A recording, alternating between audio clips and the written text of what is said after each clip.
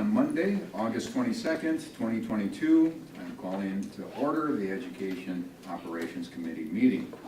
I'm seeking a motion to approve the minutes of the last Ed Op Committee meeting on June 27th, 2022. So moved. Second. Second. Any questions? If not, all in favor? Aye. Opposed? Motion passes. And item number 3, looking for any possible speakers. There are none. There are none. We'll skip number 3, cross through that. And we'll continue moving on. Item number 5.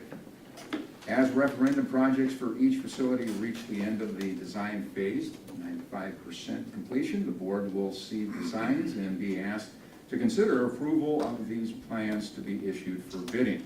Here, 95% complete designs are being shared for Riverview Elementary School, and the board is being asked to consider approval for use in soliciting competitive bids. With that, pass it over to you. Thank you. Once again, Larry Seiler, Director of Buildings and Grounds, is here with me tonight, and Sharon Gould from Nexus is with me, and we're looking for approval to take our Riverview project and send it out for competitive bids. So with that, I'll give it to Sharon. Excellent, nice to see you all again tonight. So today we're covering Riverview. You know, it's kind of interesting to see all these projects come through, so that's the exciting first part of this. So with that, we are covering Riverview, and then we'll go through with any questions that you might have towards the end of the presentation. So with that, again, I'd just like to show the referendum concepts to kind of remind everybody where we started. You can see the addition right here in the front office remodel, and there's some other site work that's not shown on the drawing, but that was part of the referendum plan. So with that, we had the district involvement. We've had 6 design meetings to date, and one of those design meetings, we did include staff on a tour of the school to be able to see where the addition was going, to help coordinate questions that they had, so everyone's familiar with the concepts of what we're trying to do. We've had the 3 user groups. Those were before the 50% meeting, so we haven't added any more in the meantime. So with that, I just want to show you the rendering, the colored rendering for the addition. You can see that we did work to match the existing, so it's an extension of the existing building. You know, try to tie those architectural pieces together. We want to look like it's been there the whole time as much as we can. So here's a copy of the finished board. You can see the different materials that we have selected. Again, it's the colors and the materials were selected to be similar or to match what's in the building right now. So pretty straightforward. Here's a colored up site plan. We did, like in the 50%, I did note that we did move the addition to the southwest corner of the building, right here in orange. And I just want to point out again that we did get feedback that we are going to remove the tennis courts that are there. The building and the tennis courts are too close to maintain both of them, but based on the feedback we were getting, that seemed to be the reasonable approach to move forward. The green area here shows the work that will be done, you know, turning it back over to grass. And one other thing I wanted to point out is the new generator that's serving the building will be sitting in this upper northeast or northwest corner of the building, and you can see that there's some green indicating that work as well. Here's the overall floor plan. We highlighted the areas in orange that we're modifying. We have the front office renovations. We have the 2 new classrooms down at the bottom, and the other area that I highlighted, which is mostly like door hardware, is the other ADA upgrades that we're doing throughout the building. Again, it's mostly door hardware, but I do want to point out in this multi-purpose room by the stage, we did choose to not proceed with the ADA upgrades there because that makes a lot more sense with the multi-purpose room renovation that might come in the future if there's more extensive repairs or renovations going on at the school. So with that, here's a blown up floor plan of the 2 classrooms. We have streamlined this floor plan a little bit since the last time you saw it. And you can see the 2 classrooms, the hall cubbies, and then we have a mechanical room and a resource room. It's a little more streamlined than the last time you saw it, but just some updates I wanted to share. So here's the front office. The main work in the front office is we did change some of the door configuration and added in some security hardware. And here's some examples of the casework again, of the classrooms. We tried to emulate the existing classrooms. And we don't want to have favoritism between the old and new classrooms as much as possible, so equity amongst the different classrooms was really important. And with that, we could talk a little bit about the mechanical and electrical and plumbing systems that are going to be redone. So the mechanical system is a new air handling unit with for the 2 classroom edition with a variable air volume air distribution system, heating, cooling, small condensing unit. And then the plumbing, there's 2 sinks that are going into the new addition, and we're tying those 2 sinks into the existing water and sewer lines, and then the roof drains are going into a new stormwater sewer. For electrical, we are upgrading all the lighting to LED lighting with lighting controls. We're extending the power distribution, telecom systems, and security systems into the new classroom addition and into the new entry as needed. We're also tying the existing fire alarm system into the maintenance and operations building, so it's centrally connected. And then the other big item that we're doing here is we're adding a new generator for backup power as required. So it's pretty straightforward. That's the extent of the scope of work of what we're doing at Riverview. We're looking at completing our design phase next week. So we're looking really forward to getting this one out and ready for bid. So any questions? Any questions? And I might add that we're going to see this exact same agenda item later on tonight in a full board meeting. Sharon's got some traveling to do tonight, so if we could ask the questions now, because she won't be available, we'll do the same thing as a full board. I have one, having worked with HVAC and tying a lot of things together with add-ons and add-ons and add-ons to a building.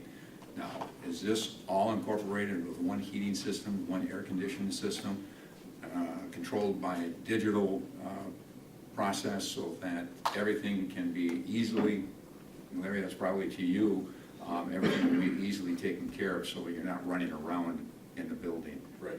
So all of this, any of these additions will be tied into our current building automation system, so we can see it, control it centrally from a computer.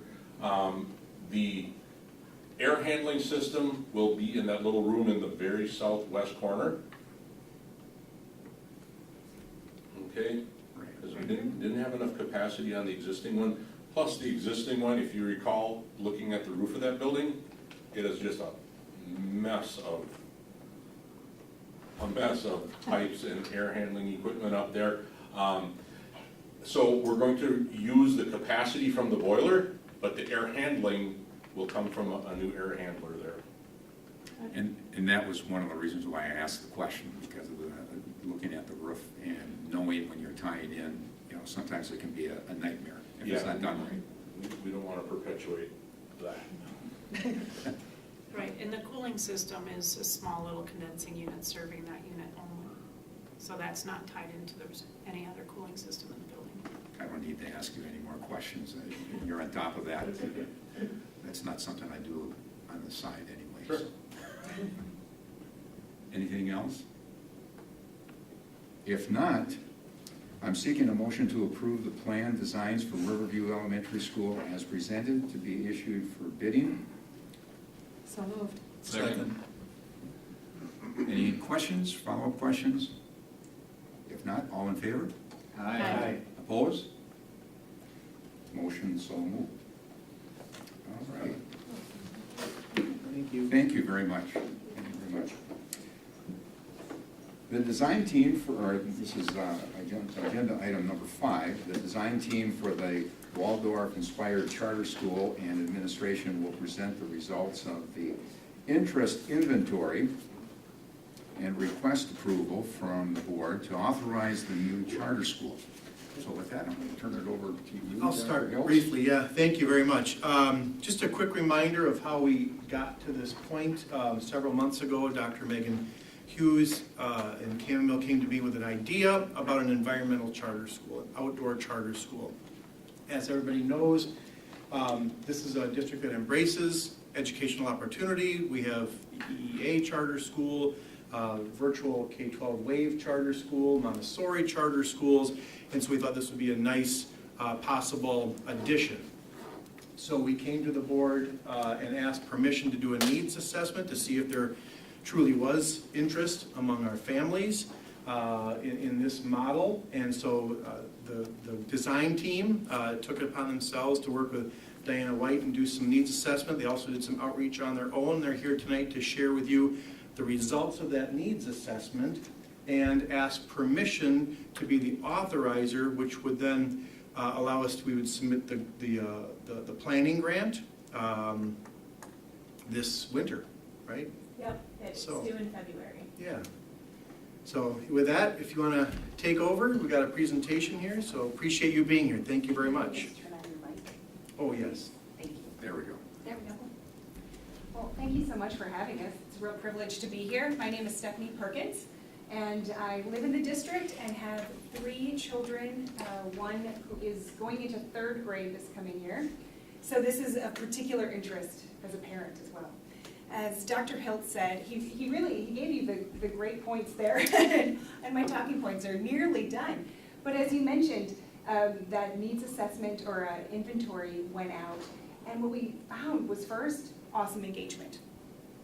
So over 500 families responded, which is just terrific, which gives us a really great sample size to understand, what are people really feeling and be able to pull that through.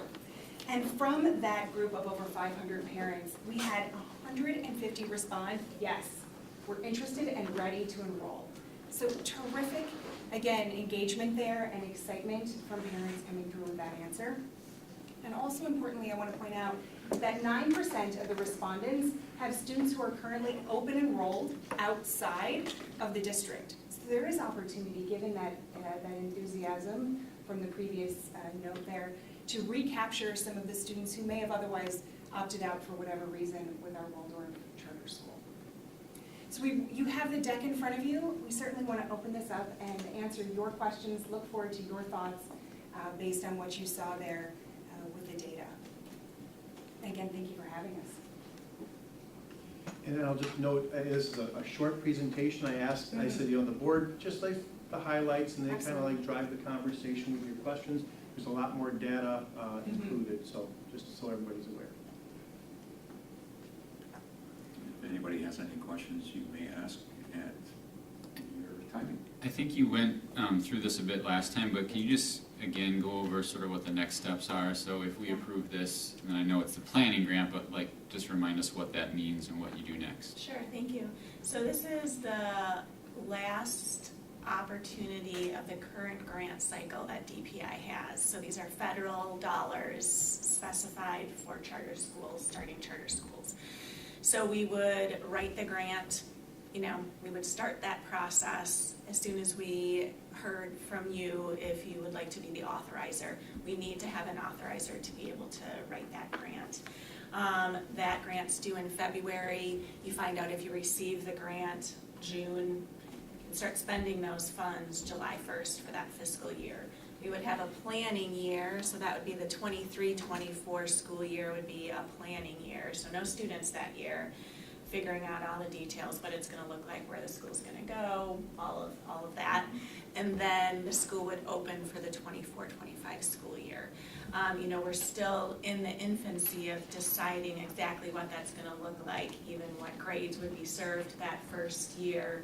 But, the intention is that it's the elementary school, maybe pre-K, but for sure kindergarten, most likely through 3rd or so grade, expanding then with the students up through potentially 8th grade as the school grows. Does that give a good picture? Yeah. And so just for clarity too, thinking about these grant funds, I work with quite a few charter schools, so I have some information kind of on where DPI is right now. So the first rounds of those grants were 5 years. They're shortening those down. My guess is that this is actually going to be a 3-year grant cycle. Same amount of funds, you just have to spend them faster. They have to close out all the grants that they have out there so that they can apply for another grant round. They have to have a year where no grants are happening before they can apply for more charter school funds. So if we don't do it now, it would be 2 2 years, most likely, at least, before they would have a chance to apply for more federal funds and, you know, a new whole grant cycle for charter schools would start. Have you taken a look at the history of DPI and their process with the funds coming federally so that that year off and then the cycle starts again? Have you looked back to see how So productive they've been? last time, so for the Trevor Community Charter Schools, we received grant funds, not in this round, but the previous round. I think there was actually 4 years or more in between when that grant cycle ended and they got around to applying for more grant funds. So yes, the hope would be 1 year, that's what they're saying, but Yeah, I don't want to be a killjoy, It's- but I do know how the DPI does move. and it didn't, it was sometimes- much longer than a year last time. Right. Yeah, I think 4 or 5 years, Okay. like in between. Yeah, Because we would have to pick that up if we wanted to continue the charter school. The district would have to pick up the finances The for cost. if that grant was not, that cycle wasn't picked up again by the DPI. so, no. So the funds that we're applying for are startup funds. They're not operational funds. So those funds, there will be $750,000 specifically go to professional development, buying equipment, supplies, really getting the school started. None of those funds are for operating. So as soon as the doors of the school open, the school's funded just like all of the other schools within your district. Per pupil allotment is what pays for the operation of that school. So we could potentially apply for more money in the future. They have expansion grants. So let's say, you know, 3 years, 4 years from now, we've spent all that money and we want to expand them through 8th grade. Maybe we're only going through 5th. You could apply for another grant for expansion, but the funds are not intended for operation. They're for buying stuff and professional development. Yeah.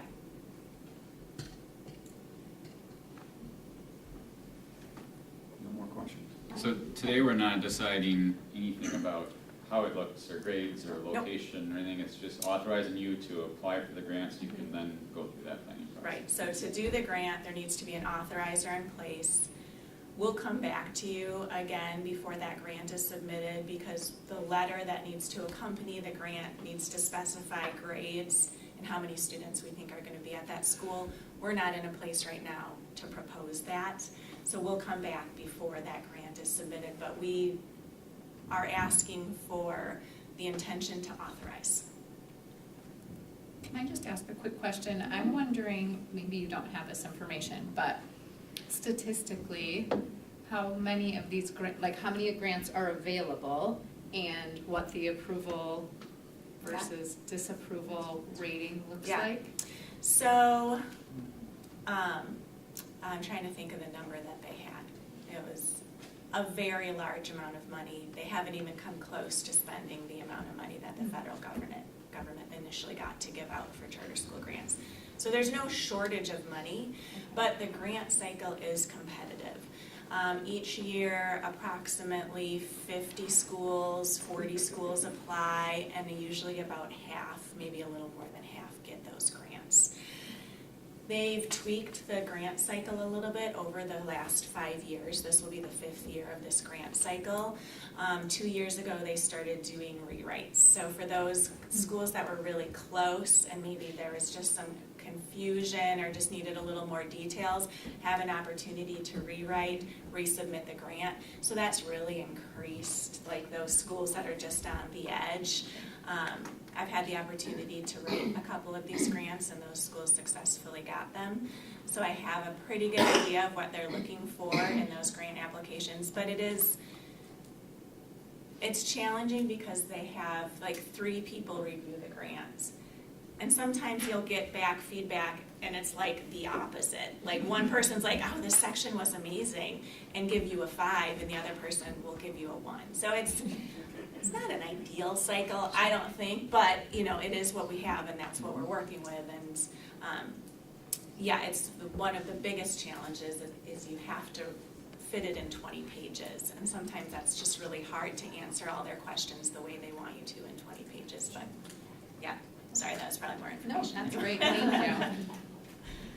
I guess given that the grant is only for startup costs, and this is probably a question more for our side in administration, I guess I'm curious, do we have any financial analysis to know whether or not, we have room in the budget to, fund the operation side of things? How many students are needed to maintain viability of, the program? Sure, or the school? yeah, I can speak to that a little bit. So it's an interesting intermix. If we have a number of students who are current students who go to this charter school, in theory, you reallocate staff. If we have, as the data indicate, we have a number of students that would increase our enrollment, those funds could be used to, support new staff, if that's the case. And as was mentioned, if our enrollment goes up, we obviously then get, our revenue limit would be impacted positively by the increase. So it's an interesting interplay between staffing, current students, facilities, which will be a big question. So I don't know, Bob, if you had any more to add to that?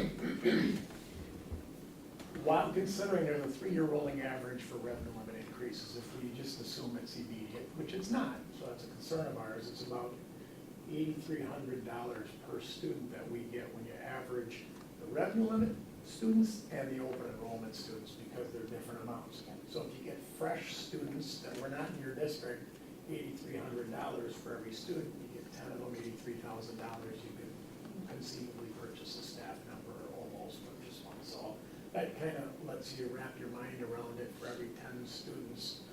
But sometimes they come from our existing schools, sometimes they may have come here anyway. That's the analysis that we're gonna have to do.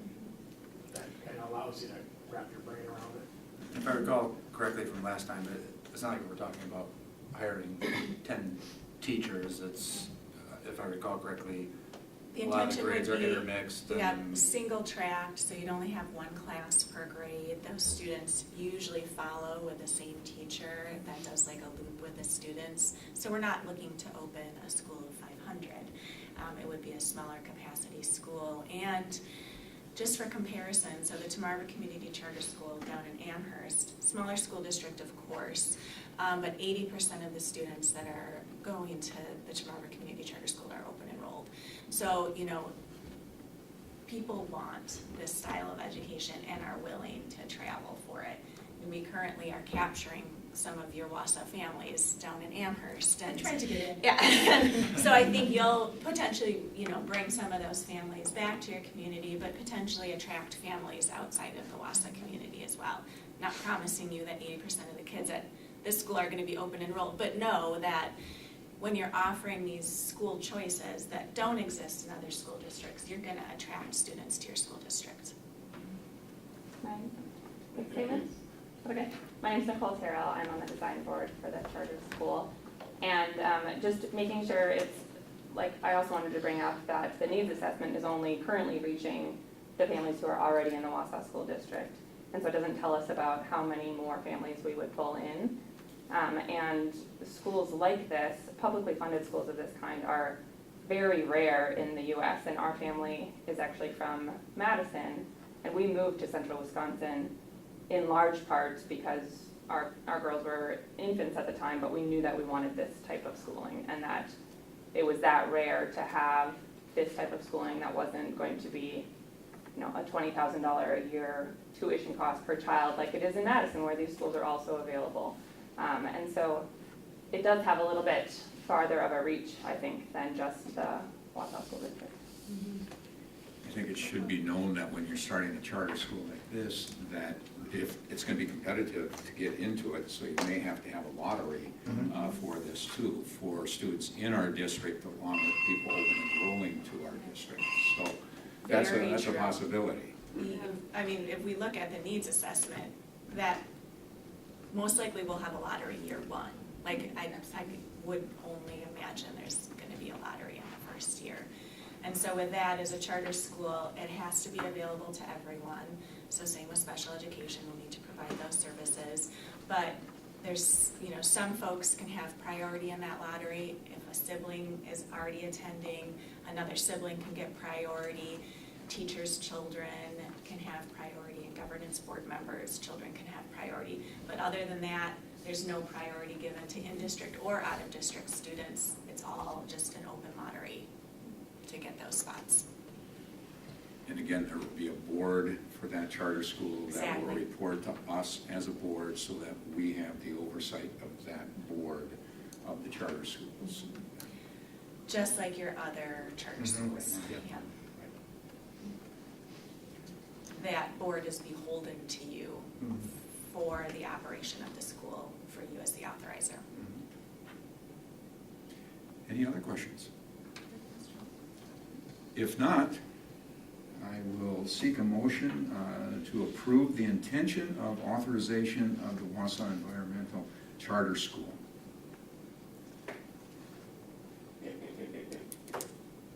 So moved. Second. Follow-up questions? Not? All in favor? Aye. Opposed? So moved. Thank you. Thank you for your time. Thank you. So just a quick note, so this was obviously, just for, more for your benefit, this was the committee meeting, so the board will take this up as final action on September 12th. Yeah, good, thank you. Thanks very much for all your work. Thank you very much. Item number 6, legal expenses summary. Chief Finance and Business Service Officer, Mr. Tess, is presenting a summary report presenting all legal counsel expenses incurred during 2021 and 2022. The report is broken down by law firm and by the type of legal advice sought. This is a written report that requires no action. Not much to say about this one, you've seen it before. Our legal expenses at the end of the year ended up being $55,000, budget's about $90,000, so under budget. About 3 out of every 4 years we end up under budget, and this is one of those years. So no action necessary, just we show you this quarterly, and this is the last one. And with that, I'll just introduce the next part of that. He presented summary lists, the legal firms the district makes use of for the variety of necessary legal needs. You want to present before I Sure. do a motion? This one does require action. This is just a list of law firms and the different reasons we would access any given law firm. So you will see many of these show up in the quarterly reports throughout the next school year. But we don't use a law firm unless you give us approval to, so that's what we're asking here. So with that, I'm seeking a motion to approve the attached list of law firms the board and the district shall access for legal services deemed necessary by the superintendent of schools or his designee. Second. Okay, any questions? If not, all in favor? Aye. Opposed? Motion carries.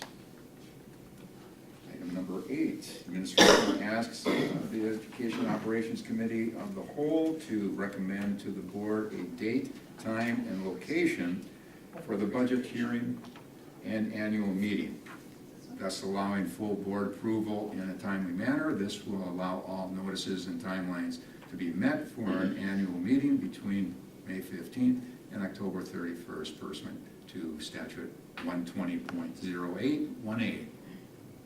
Excellent. There are some documents for each one of these agenda items in board book, but I rolled them all into one slide deck, so it might be a little bit easier to follow. So the first one we're going to take advantage of here is approve or set the annual meeting date and location.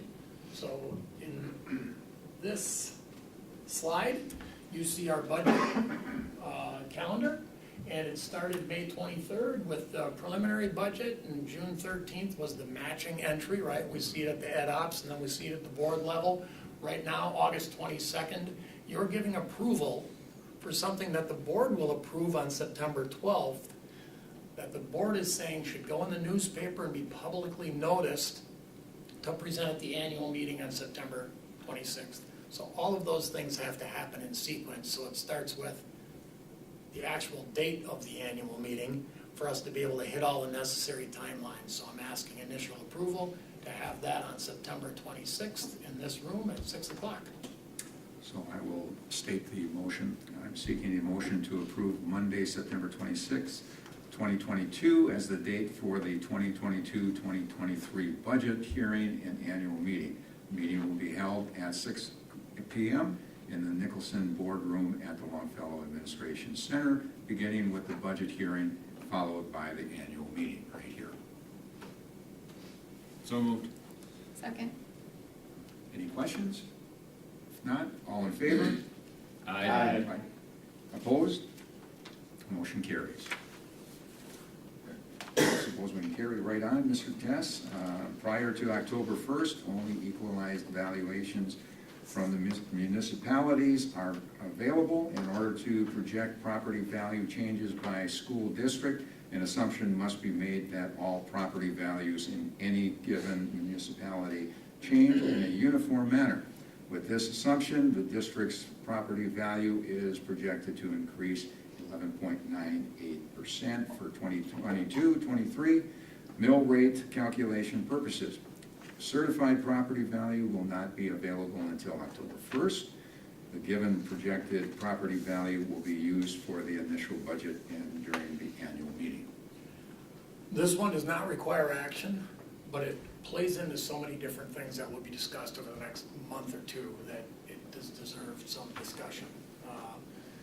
If you've been paying attention to real estate values and property values in general and home values over the last several months, it doesn't come as a surprise that equalized property value, and the word equalized is the Department of Revenue's way of saying they try to use the same measuring stick throughout the state of Wisconsin. So you can have a municipality that has maybe unusual tactics for nailing your assessed value, but the Department of Revenue uses equalized value statewide to maybe make it the equal measuring stick. So ours went up 11.98%. The state of Wisconsin went up 14%. Marathon County went up 12%. Now these are preliminary, but we've gotten pretty good at estimating these over the last few years, off by only a few hundredths of a percent. So if you think about ours going up 12%, the state going up 14%, Wausau just got poorer in the eyes of the state, right? So the state went up 14%, Wausau went up 12%. We're poorer than we would have been. And we all know that property value plays into the amount of aid you get, right? The poorer a district is, the more aid preferable they are. So this will help our aid for next year. But if we think back to last year, it's 11.98. Actually, Wausau went down 1.14% last year. And the state went up 7% last year. So property values statewide a year ago went up 7%. Wausau a year ago went down, Wausau School District that is, went down 1.14. And the aid that we're getting for this year is measured last year because we've got a full set of data. So we use spending from 21-22, and we use property value from 21-22, and we use number of students for 21-22. And actually, 2 years ago when our enrollment went down, and last year when our enrollment went up, Wausau's enrollment went up quite a bit more than the rest of the state. Part of it had to do with 2 years ago, it went down more than the rest of the state. So from an equalized aid perspective, the things that happened last year, we got poorer in the eyes of the state, our enrollment recovered more than the eyes of the state, and we passed a referendum where our spending is more. All of those things played into a serious increase in aid for this year that we're presenting in a little while. That's a motion that you're going to take later on. So another slide on this one, just so we understand this. Each municipality moves independent of each other. The city of Wausau went up 12.46%. On the other side, the town of Hewitt went down 8.36%. That's the Department of Revenue's chance to tell us what share of our tax levy we give to the city of Wausau and what share of our tax levy we give to the town of Hewitt. In fact, here, all those values are. Preliminarily, of course, August 1st, the numbers become formal. October 15th, Wausau will get 58.5161138, right, percent of this full levy of 48, I move my mouse here, 48,295, that's the full levy. This room, the board, the electorate that comes to the annual meeting makes that decision. How much we decide to levy to support all of our programming. The Department of Revenue says how it's split up between all the different municipalities. So the Department of Revenue says the town of Berlin will get a bill for 1.79% of that total. And then each township or city further decides how each individual taxpayer will pay that bill, okay?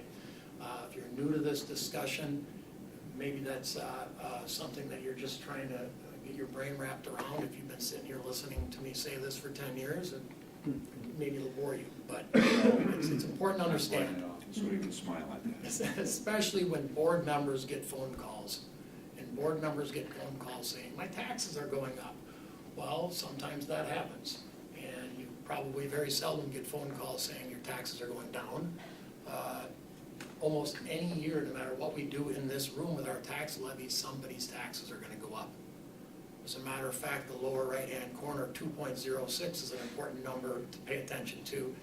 Our total levy from last year went up 2.06%. Oddly enough, that's the same exact value of net new growth of the property value.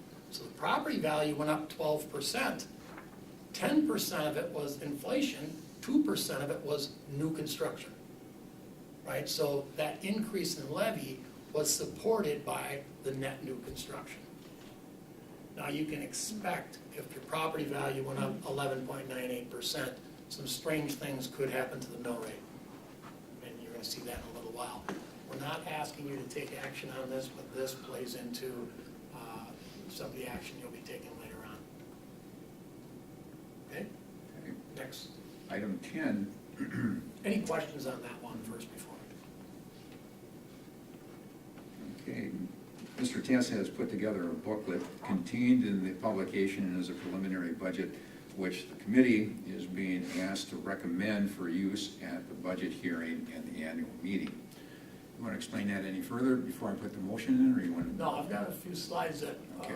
highlight the budget book. The budget book is rather thick, so we're not going to go Yes, through it the is. budget book, but there's a lot of detail in there, and it is in draft version right now. It may undergo some really small changes before 2 weeks from now, you'll give final approval for it to be available at the front desk for people to be noticed in the paper to come in and review if they'd like. Some of the highlights, there are some challenges, as we talked about throughout the winter. Some of the challenges, we've got a current state biennial budget that offers 0 increase in the per pupil categorical aid and 0 increase in the revenue limit. There's only one other biennial budget in which this has happened since 2010. So this is a very difficult state biennial budget, essentially no new money. Another challenge, we're in the midst of a nationwide labor shortage that make attracting and retaining high-quality workforce of leaders even that much more important. And attracting a high-quality workforce of leaders when there's no new money makes it even more difficult. But it's something that needs to be done. Every industry is worried about that right now, and education is no different. The rate of inflation is at, I say 1 generation, but probably 2 generation high. The most recent one for July 22 actually went down a little bit. June of 22 was 9 point something, July of 22, 8.52% inflation year over year. Another challenge, one-time ESSER 3 funding is available during the upcoming budget cycle for certain operational expenses, but it's going to be difficult to manage the expectations of the federal government who made the money available and is asking us to use it for pandemic recovery and preparedness with the state expectation, you don't need any more state money because you've got all that federal money to spend on operational expenses. So the challenge of spending enough of it on exactly what the federal government wants us to spend it on with that lack of funding coming from the state is a challenge. So that's why it's listed under challenges.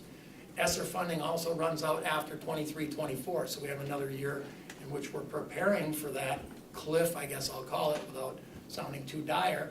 22-23, we're preparing for it. In 23-24, we have to make serious preparation for either finding alternative funding sources or eliminating some expenses that were funded with ESSER funds.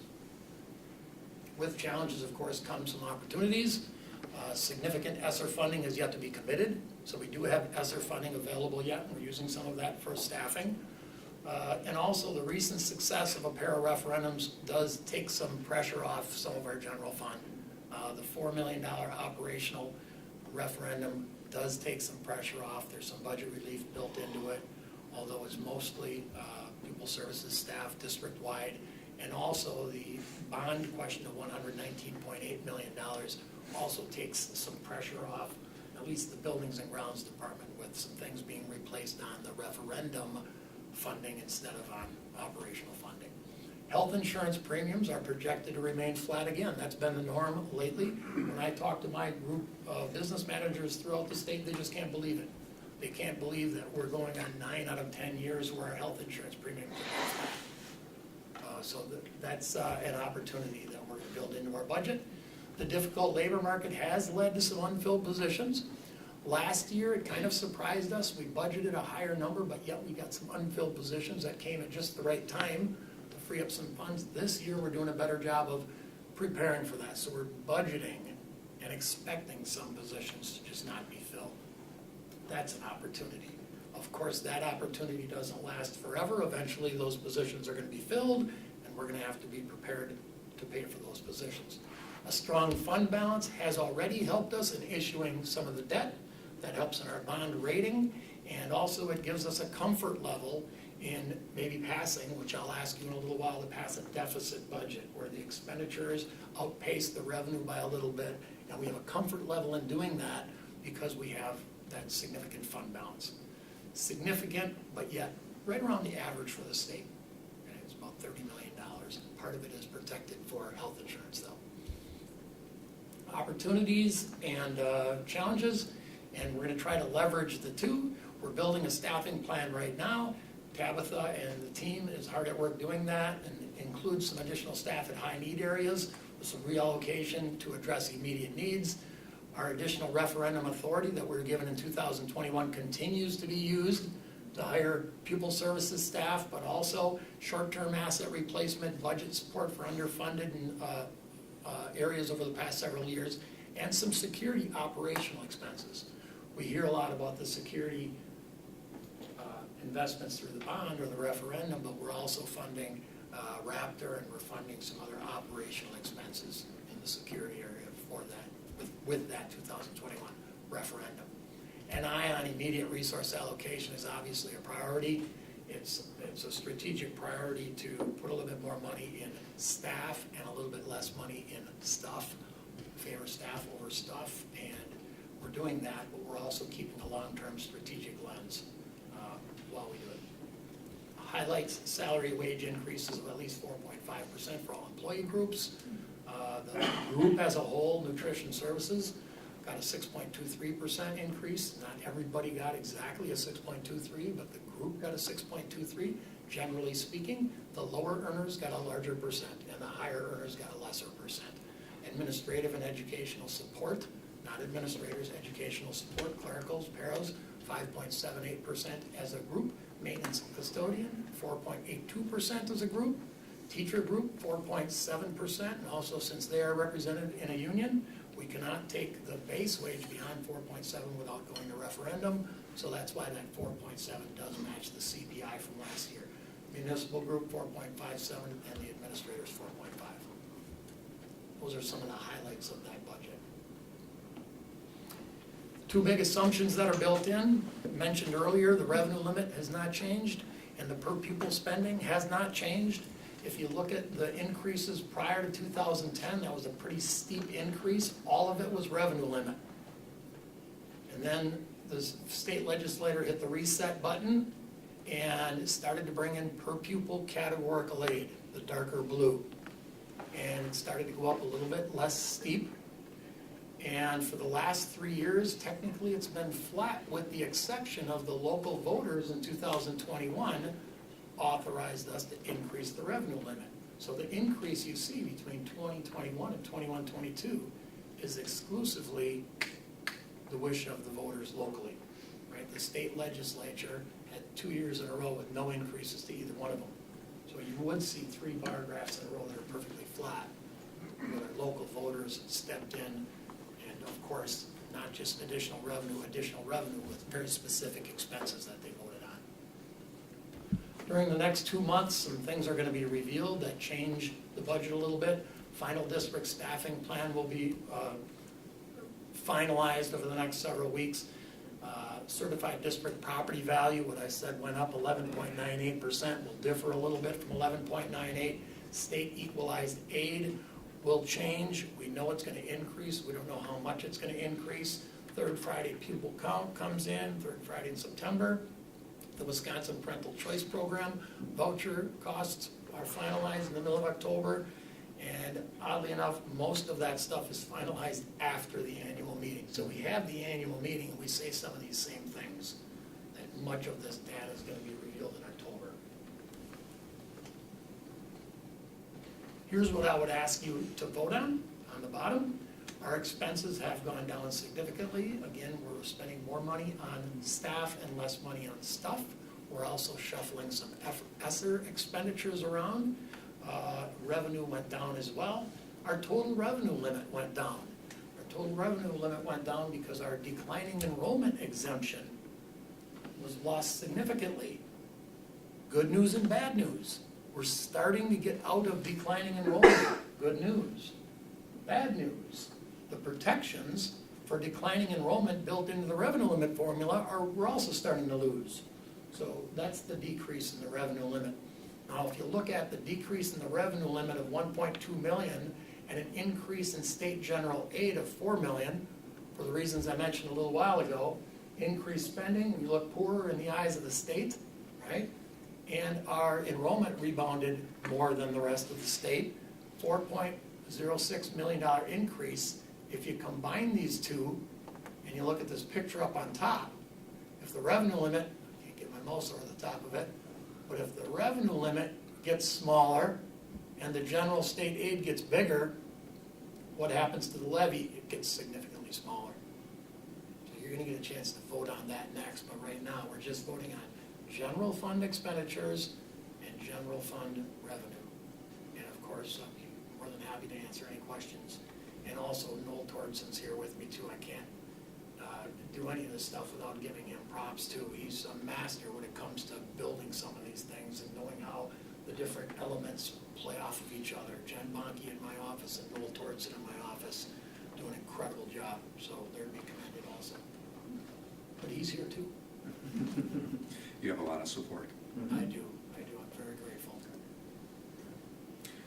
So with that, let me state the motion so that we move forward. If there are any more questions, we can ask at that time. I'm seeking a motion to recommend to the Board of Education a preliminary 2022-2023 general fund budget of $111,939,464 for expenses and $111,238,596 for revenue for presentation at the annual meeting and the budget hearing on September 26, 2022. So moved. Second. Any questions? Any follow-up questions? Not a question, but a comment. The bar graph that shows the slow increase of, the revenue limit or the aid, that would be interesting to see at some time adjusted for inflation. Because there's lots of years where it looks like we're getting an increase, but it's so much less than inflation that we're actually cutting anyway. And when you have a $100+ million budget, if you're off by a couple percent, it's millions of dollars that we have to cut out of the budget. I'll try to build something that looks like this one with 2 axes. Yeah, would And be, I'll start it at whatever this one's at, and I'll see how it reacts. So whatever that one is, just kind of over the top of it, draw an inflationary line graph on top of a bar graph. next year or earlier, I don't know, maybe I'll have it at the annual meeting. I was gonna say, you know, do that in a month. It's not an emergency request, it just would be interesting to see, because that looks like you get a little more each year. Why do you have to cut all the time? Well, because if it doesn't keep up with inflation, we cut. That's a very good point, especially in some of these years. I know inflation was higher than those small increases. Right. I think I had a lot of questions when I first looked at all of this, and you pretty much answered a lot of those questions at this point in time. If there's anyone that has any other questions, we can field those right now. If not, all in favor of this motion? Aye. Opposed? Motion carries. Next, Jim, is it okay if I just go with the next slide instead of reading the Go narrative? ahead. Okay, next, we need to officially pass a levy to support that budget. Okay, when we talk about the levy, two things get attention: the amount of dollars that we need from the taxpayers, and then once you distribute it to all the property value, the mill rate. That is easy for people to look at in comparison, and you almost have to look at both of them to get a full picture of what a district is taxing. So over time, here you see the tax levy, and it goes up generally speaking, although it went down last year, now it went up again a little bit, but the mill rate has gone down. And you can do that when property values gradually increase over time and your levy increases less or goes down, you will see that mill rate that drops. And you see the little bump in 2015-16. You might remember the 2015 referendum. Our affordability level was way different in 2015 than it was in 2020, 21, and 22. And we ended up passing about a $29 million referendum in 2015. And as small as that was comparatively, it wasn't small, it was a significant referendum, but as small as it was comparatively, it did cause that mill rate to bounce up a little bit. And we knew that. The affordability level wasn't quite what it is today. And now, when we look at for 2022-23, of course, an increase in property value of 11.98 has a lot to do with that. But still, our levy isn't going up that much, in spite of just borrowing $100 million to pay for serious capital improvements. So we talked about that last year when we went out in the community, talked about the referendum and how you could expect to see a mill rate that goes down. We didn't know it would be going down this much. We didn't know the property value would be increasing that much. We talked about a 43-cent decrease while passing a referendum. And what I'm proposing here, I think it's 91 cents down, a 91-cent decrease. Now, a lot of that has to do with that increased property value. So here's a picture of that. And part of the picture that we would be remiss if we didn't talk about is the prepaying of debt, or sometimes we call it defeasance strategy. That defeasance strategy is important for a number of reasons. Prepaying debt is important to save taxpayers millions of dollars in interest payments, and also have control over your mill rate. When we're prepaying large amounts of debt towards old referendums or now current referendums, we have a little bit of a gas pedal or gas brake combination to hit mill rates that are desirable for us. If we want the mill rate to go down 91 cents and have our levy go up 2.05%, the exact same amount as net new growth, we can do that. And you get the ability to hit those numbers more precisely if you're in the habit of prepaying debt. Now, if you're prepaying debt and the mill rate goes through the roof, that's not a very good story. So this slide says we prepaid $41 million in debt. We saved taxpayers $6.5 million in interest payments, all while the mill rate is going down. That's a way different story than we're prepaying debt and making the mill rate go up. We're prepaying debt and allowing the mill rate to go down. As a matter of fact, during those 6 years, down to $1.78. So since the 2015 referendum passed and it spiked at 11.14, it's gone down $1.78. And this year, the mill rate went down 91 cents. Of course, some data still needs to come in. In October, we find out what the true equalized value, find out equalized aid, and pupil count and all of those things. So I think this slide really tells a great story, how this group and the board and the finance department and our financial advisor, also PMA, is giving us good advice, and we're keeping that mill rate under control and saving taxpayers. I think also on this one, sometimes I forget to say this, that's not savings that can be reapplied to the general fund, right? You're obligated to spend it on paying off debt in Fund 39, which is the referendum debt service fund, so you can't just reapply it to something else, unfortunately. So this one has a motion also, and you will see that the general fund went down, as we mentioned a little while ago, and to offset that, we chose to have the debt service levy go up by a significant amount to allow the total amount of the levy to go up 2.06%, and that allowed that mill rate to go down 8.86%. And there's a motion there that I'd like you to entertain, and obviously I'll answer questions. Let me read the motion. I'm seeking a motion to recommend to the Board of Education a projected tax levy of $48,295,967 for a presentation at the annual meeting and budget hearing on September 26, 2022. So moved. Second. Questions? Follow-up questions?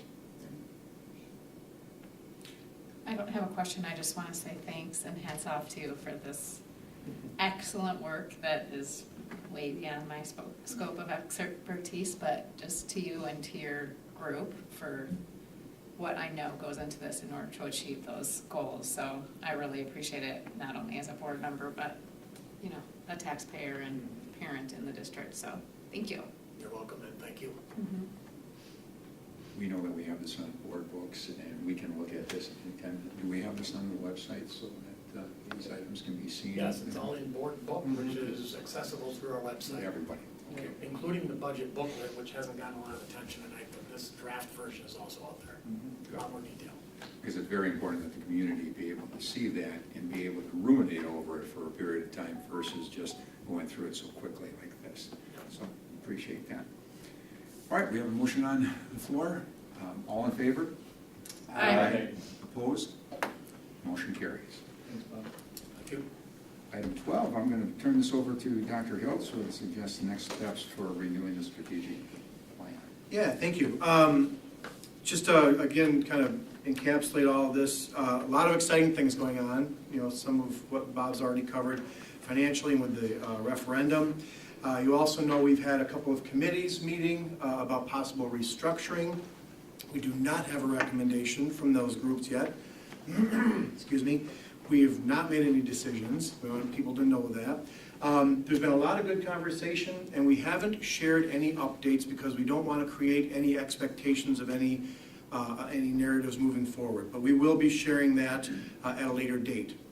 What we would like to propose, get just a verbal okay from the board, is in our work with the committees, one of the things we're looking for is, you know, trying to define what does success look like. Alongside that, our current strategic plan, Whole Child, Whole Wausau, sunsets in June of '23, the end of this school year. So it's an ideal time to take stock of our strategic needs, revisit our strategic priorities, and then couple that with the conversation about possible restructuring. So tonight I'm just asking for a verbal okay. I don't have a draft yet of a process that would engage the staff and the community in a review of our strategic priorities and would lead to some renewed high-level strategic goals that we would bring back to the board. If that is consistent with the board's wishes, we would bring a proposal on September 12th for the process, and then engage in that process, and then bring recommendations at a later date. Are you fielding questions right now? Absolutely.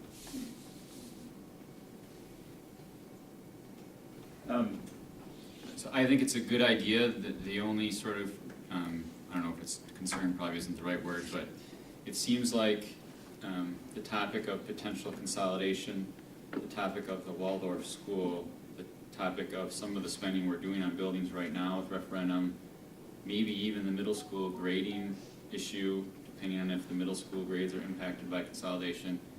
It seems those are all real tied together, and so it would be good if we could try to address all of those at once instead of deciding on a new charter school one year and then having something change the next year with middle school grading and then having a consolidation discussion the third year, which impacts the charter school.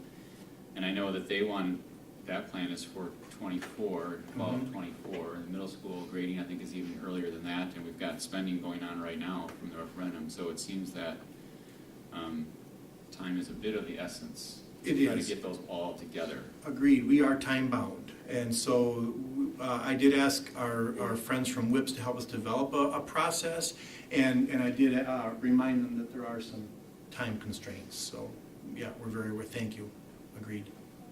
So would you say that, I mean, ideally, obviously, we're not gonna get anything done this school year, but we'd wanna be working towards the plan, and I know that's where you're going with this, but would the idea be for, once a consensus is brought forward, to have that plan implemented possibly the 24, 25 school year, or?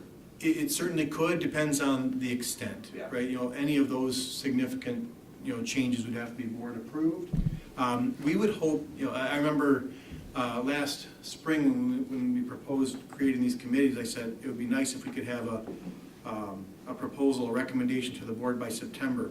And I remember Mr. Trollope saying that seems very aggressive, and he was correct. It was too aggressive, but we would like to have some renewed strategic goals and some decisions around restructuring by this midwinter, and that would give us some time then to, again, it could impact budget, it could impact any number of things. So that's what I have in mind. And again, no motion tonight, but I'm seeing some shaking of heads, in which case I'll continue in that path, and September 12th, then we'll bring a draft proposal. And if you have other questions, feel free to send them my way. Great, thank you. If that's the case, I'm seeking a motion to adjourn this meeting. So moved. Second? All in favor? Aye. Opposed? We are adjourned. Now, if I'm not mistaken, the next meeting was set to start at 6:30 Or a meeting. or sooner.